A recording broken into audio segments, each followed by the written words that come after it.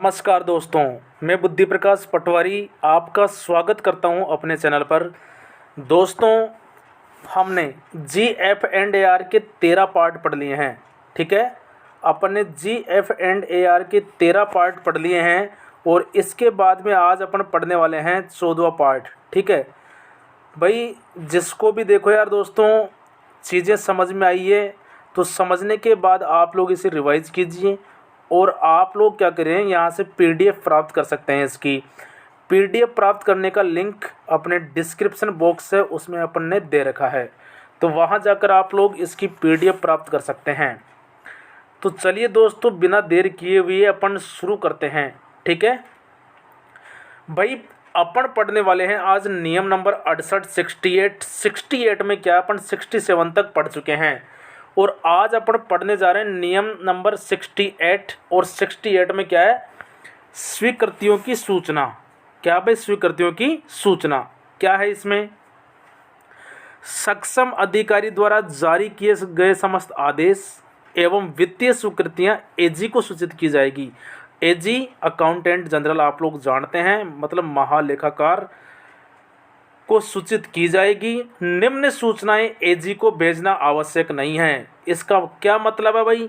इसका मतलब आप लोग समझिए भाई, सक्षम अधिकारी कोई भी निर्णय लेगा, ठीक है, वित्तीय स्वीकृति जारी करेगा तो उसके लिए AG को सूचना देनी पड़ेगी। कुछ चीज़ें ऐसी है भाई जिसके लिए AG को सूचना देना जरूरी नहीं है। क्या क्या है ऐसी?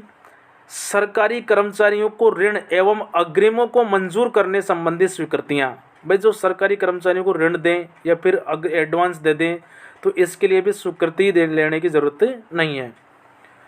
कर्मचारी की पदोन्नति तथा स्थानांतरण करने की अनुमति, ये भी लेने जरूरी नहीं है। चार्ज संभालने एवं देने की स्वीकृति, ये भी जरूरी नहीं है। अस्थायी पदों को चालू रखने या समाप्त रखने की सूचना, ये भी जरूरी नहीं है।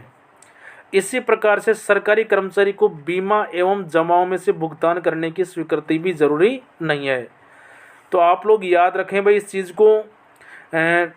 68वां नियम यही कहता है कि भाई किस काम की स्वीकृति ले और किसकी स्वीकृति नहीं ले। तो भाई इनके देखो, सरकारी कर्मचारी को ऋण और अग्रिम की स्वीकृति लेने की जरूरी नहीं है। पदोन्नति या फिर स्थानांतरण की स्वीकृति लेने की जरूरत नहीं है। चार्ज संभालने एवं देने की स्वीकृति की भी जरूरत नहीं है। साथ ही अस्थायी पदों को चालू रखने या फिर समाप्त रखने की सूचना देने की जरूरत भी नहीं है। और सरकारी कर्मचारी को बीमा और जमाओं में से भुगतान करने की जरूरत भी नहीं है। इसी प्रकार से अपन 69 अगला अपन देख लेते हैं। अगले में क्या है? 69 नियम नंबर 69 69वां आप लोग देख लो। भू अनुदान तथा भू राजस्व के संबंध में महालेखाकार को सूचना। 69वां नियम क्या कहता है भाई? जमीन का अनुदान कर देना या फिर भू राजस्व के संबंध में महालेखाकार को सूचना देने से संबंधित है नियम 69। भाई 68वें में तो क्या है, स्वीकृतियों से संबंधित है, और 69वें में क्या है मुझे बताइए आप लोग? भू अनुदान तथा भू राजस्व के संबंध में महालेखाकार को सूचना देना। आइए भाई नियम नंबर 70 पढ़ते हैं। और आपको समझ में आ रहा है तो भाई दोस्तों लाइक कर दो, क्योंकि लाइक करने से आपका कुछ नहीं जा रहा है, वीडियो को प्रमोशन मिलता है, ठीक है, ज़्यादा लोगों तक पहुंचेगी। आइए भाई नियम नंबर 70 को अपन देख लेते हैं। 70वां नियम क्या कहता है? देखो यार, ज़्यादा पढ़ने से चीज़ें याद नहीं होगी, कम कम पढ़ना है। RSR GF&R को रिवाइज ज़्यादा करना है, इनको रिवाइज ज़्यादा से ज़्यादा बार करना है, ठीक है। स्वीकृति के प्रभावी होने की तिथि, यह कहता नियम नंबर 70। भाई जिस दिन आदेश की तारीख होती है, अस्थायी पदों की स्वीकृति सर्जन की तारीख भी होती है। अब यार समझो भाई, 17वां क्या कहता है कि स्वीकृति किस दिन से प्रभावी होती है? यार देखो, जिस दिन से आदेश जारी हो जाए उस दिन से स्वीकृति प्रभावी हो जाती है। अस्थायी पदों की स्वीकृति सर्जन की तारीख होती है। नियम नंबर 671 भूत लक्षित स्वीकृति। अब यार देखो, भूत लक्षित स्वीकृति क्या चीज़ है? वर्तमान में चल रहा है भाई 2023, बताओ क्या चल रहा है? 2023। अब कोई कह दे भाई मेरा पेमेंट हमारा बढ़ना चाहिए, लेकिन कब से बढ़ना चाहिए? 2015 से बढ़ना चाहिए। तो यार तो भूत में चले गए आप लोग, पास्ट में चले गए। तो बताओ ये क्या हो गया? भूत लक्षित स्वीकृति। देखो यार इसके क्या प्रावधान है। बिना वित्त विभाग की अनुमति के सरकारी कर्मचारियों के वेतन व भत्ते भूत लक्षित प्रभाव से निर्धारित नहीं किए जाते। भाई जब तक वित्त विभाग की स्वीकृति नहीं लेते हैं, जब तक कर्मचारियों के वेतन भत्ते भूत लक्षित मतलब पहले से निर्धारित नहीं किए जाते, ठीक है, वेतन आदि के संबंध में 3 वर्ष तक प्रभावित किया जा सकता है। वेतन आदि के संबंध में 3 वर्ष पीछे तक जाया जा सकता है भाई। और पदों का भूत लक्षित प्रभाव से सर्जित नहीं किया जाएगा। क्या मतलब है भाई? पटवारी की भर्ती आने वाली है 2023 में। कब आनी? 2023 में। तो यार ये बताओ 3000 भर्ती आ रही है, तो क्या 3000 को 2015 में काउंट करेंगे? क्या नहीं कर सकते। तो क्या चीज़ है भाई? भाई बिना वित्त विभाग की अनुमति के सरकारी कर्मचारियों के वेतन में भत्ते भूत लक्षित प्रभाव से निर्धारित नहीं किए जाते। वेतन आदि के संबंध में 3 वर्ष पीछे तक प्रभावित किया जा सकता है और पदों को भूत लक्षित प्रभाव से सर्जित नहीं किया जा सकता। ठीक है भाई। क्या पढ़ा अपन ने? 70 में पढ़ा अपन ने, सॉरी 69 में अपन ने क्या पढ़ा? सबसे पहले 68वां 68वें में पढ़ा था स्वीकृति। ठीक है भाई, स्वीकृति। 69 में अपन ने क्या पढ़ा? भू राजस्व और भू अनुदान की सूचना महालेखाकार को देना। 70 और नियम 70 में अपन ने क्या पढ़ा था भाई? स्वीकृति के प्रभावी होने की तिथि।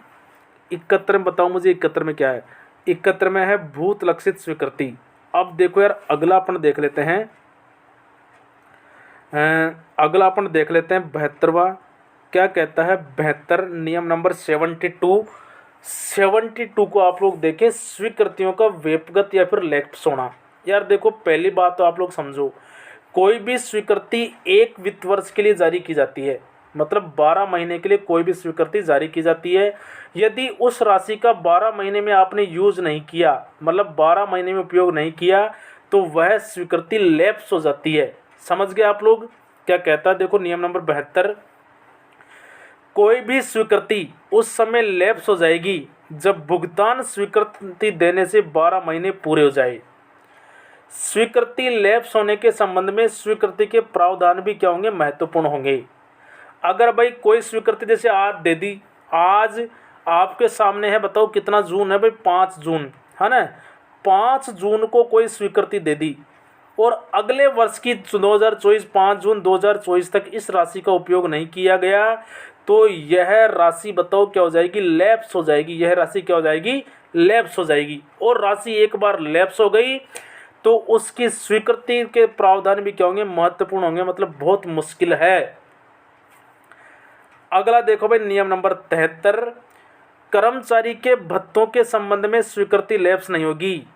अगर भाई बात कर्मचारी के भत्तों की आती है तो कोई स्वीकृति एक बार मिल जाती है तो वह लैप्स नहीं होती है।